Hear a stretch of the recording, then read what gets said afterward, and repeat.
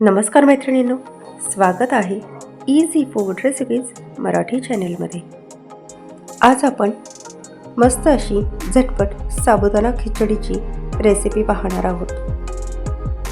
त्यासाठी येथे मी 1 वाटी भाजून घेतलेले शेंगदाणे मिक्सरच्या भांड्यामध्ये बारीक करून घेतले आहेत। शेंगदाण्याचा कूट बाजूला काढून त्याच भांड्यामध्ये 3 मिरच्या घालून घेतल्या आहेत।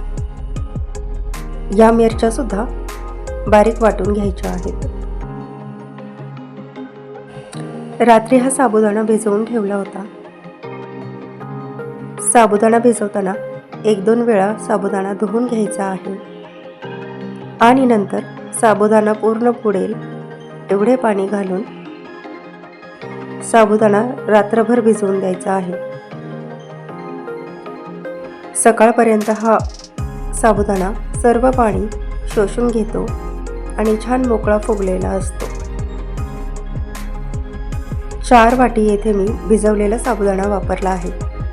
यामध्ये बारीक करून घेतलेल्या शेंगदाण्याचं कूट तसेच वाटून घेतलेली हिरवी मिरची घालून एकत्र करून घ्यायचे आहे।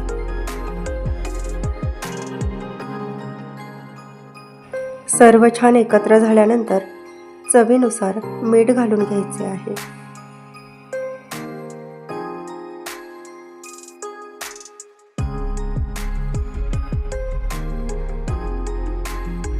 कढईमध्ये 2 चमचे तूप घालून घेतले आहे। आता यामध्ये बटाट्याचे पातळ काप घालून घ्यायचे आहेत। हे काप लालसर होईपर्यंत तळून घ्यायचे।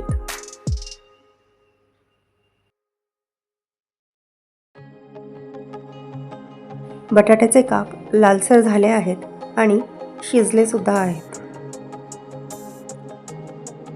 आता यात साबुदाणा घालून घ्यायचा आहे।